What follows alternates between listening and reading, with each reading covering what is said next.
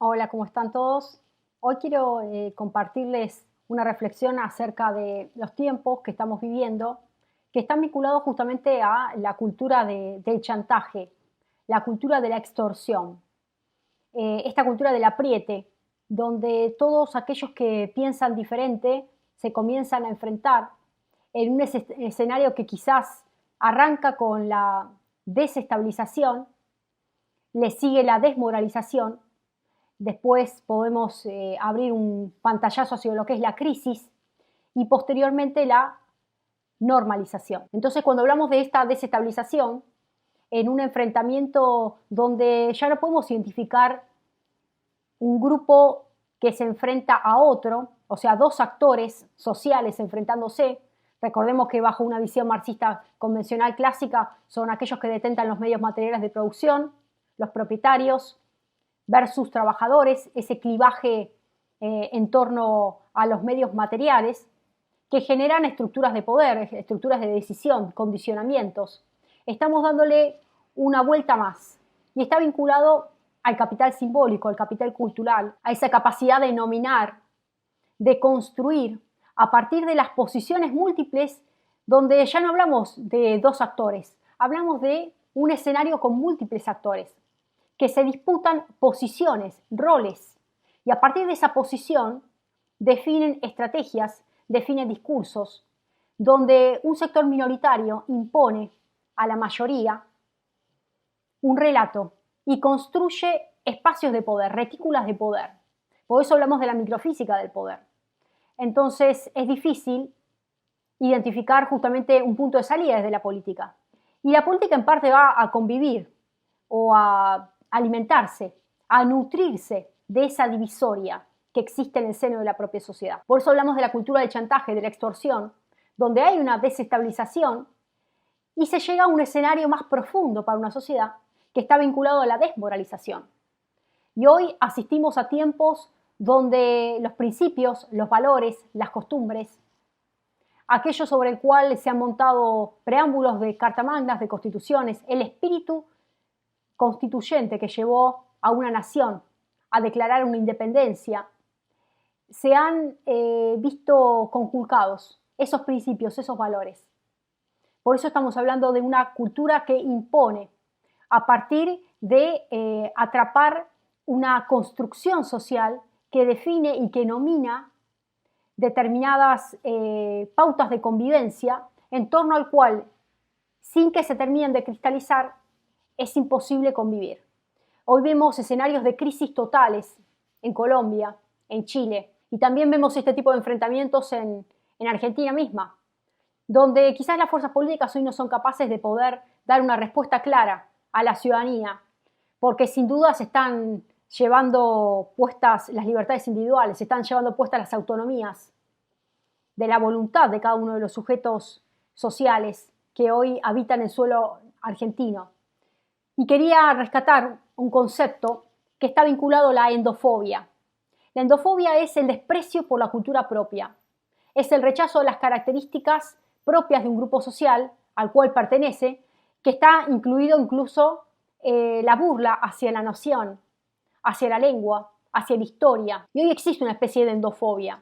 Y aquel que defiende la patria, que defiende el interés nacional, pareciera que está mal visto, porque existe la noción de diversidad cultural, existe el progresismo, existe el posmodernismo, una sociedad posmoderna, una sociedad líquida, una sociedad donde es peligroso pensar en un horizonte de una postura definida, donde en torno a la convivencia social se está llegando a este mare magnum de desorden. Y ahí sí es donde vemos la cultura del chantaje y la extorsión, porque la posmodernidad se ha llevado puesto las convenciones básicas sobre la cual se construye este contrato social originario, que está vinculado, por supuesto, a la república, que está vinculado a la democracia, que está vinculado a instituciones sólidas. Pero hoy la democracia ha perdido sustancia.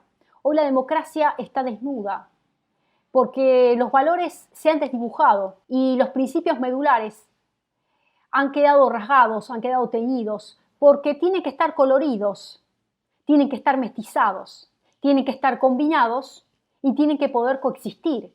Y en esa coexistencia se ha desdibujado la esencia sobre la cual se habla de una pertenencia social. Hoy se ha perdido esa identidad.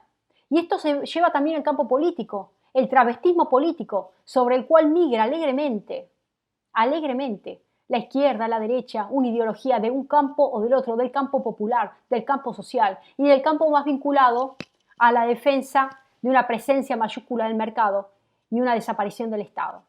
Entonces ya no encontramos diferencias, no encontramos medias tintas, encontramos en todo caso un prostíbulo político que no encuentra un horizonte de límite para poder crecer en esa ambición que es perpetrarse en el poder, porque este año tenemos elecciones y pareciera que la jugada continúa, ¿no?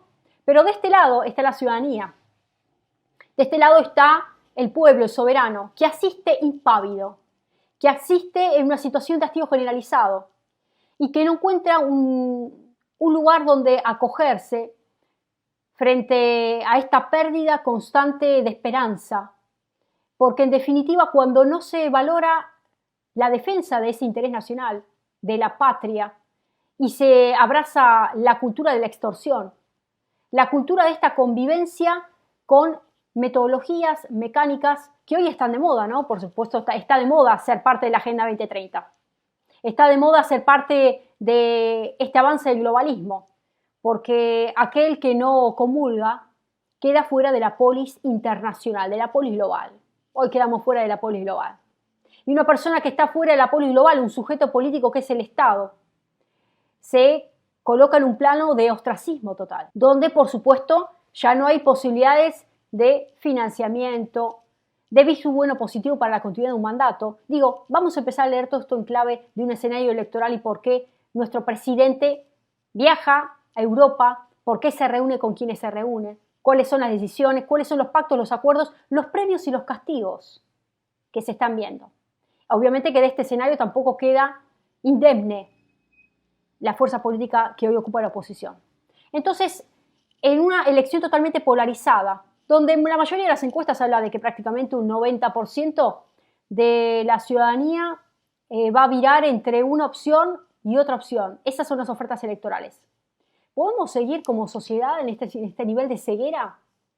Siguiendo en esta nutrición profunda a la cultura de la extorsión, la cultura del chantaje, la cultura de la exclusión y la endofobia. ¿No es tiempo de que volvamos a lo nuestro? ¿No es tiempo de que volvamos a nuestra esencia? Y un poco compartirles también lo que dice la palabra de Dios en 1 de Timoteo capítulo 6. Dice, nada hemos traído a este mundo, sin duda nada podremos sacar.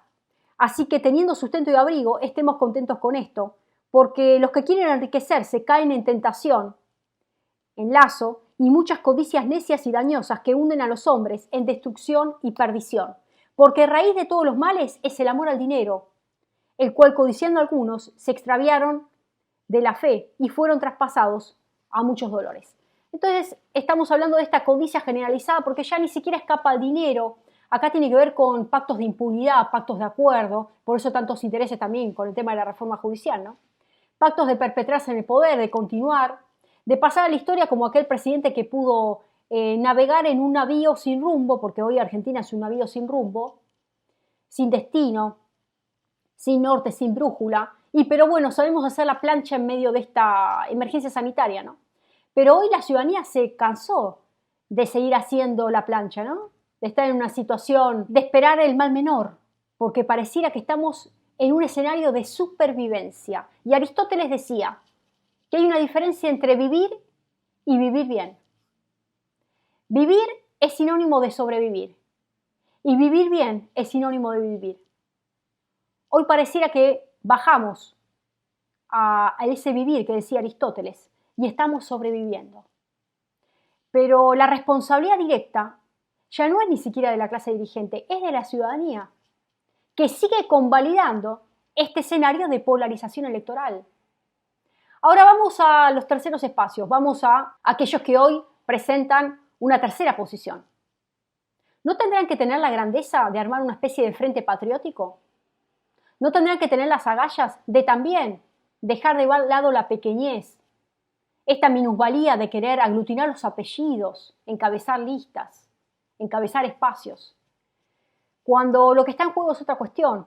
No está vinculado a las agendas de más mercado, más Estado.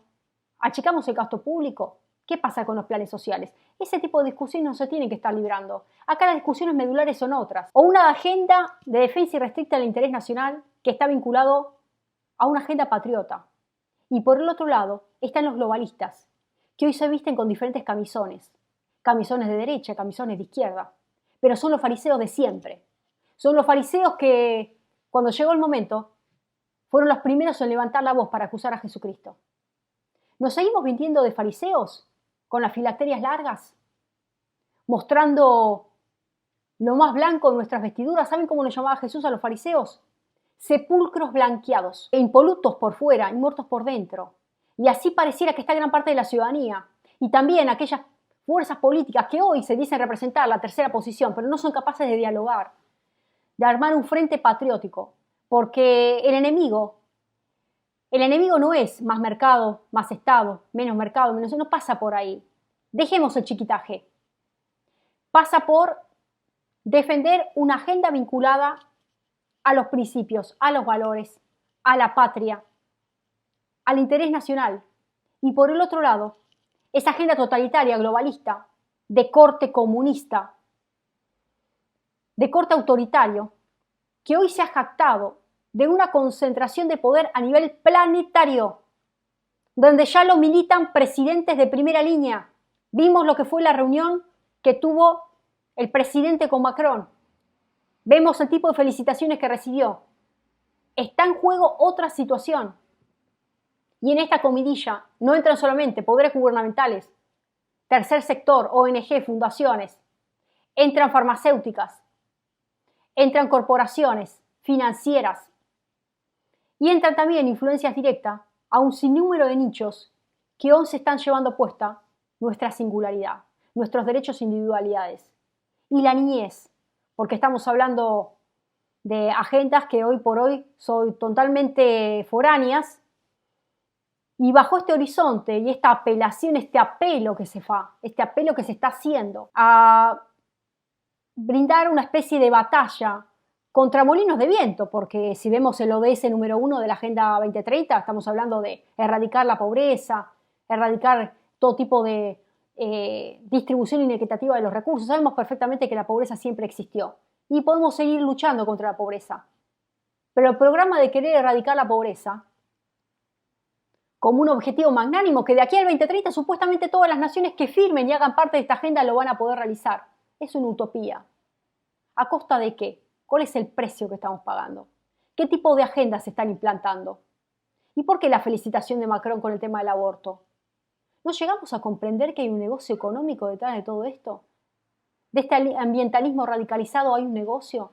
¿De las farmacéuticas y de la salida que quieren con esta emergencia sanitaria hay un negocio? ¿Y que le han puesto un precio a las cabezas de cada uno de los seres humanos? Porque los seres humanos son el problema, porque sobramos. El día que nos percatemos que esa es la batalla que tenemos que librar, vamos a comprender que no se trata de izquierda y de derecha. Se trata de la patria, se trata de la esencia de la identidad nacional. Dejemos de lado estos niveles de exclusión, estas migajas, ¿sí? este poroteo, esta endofobia. Y abracemos el sentido de la hermandad más profunda, que está vinculado a estas raíces. Rescatemos la esencia espiritual almática de una nación, para que podamos decir juntos, ¡viva la patria!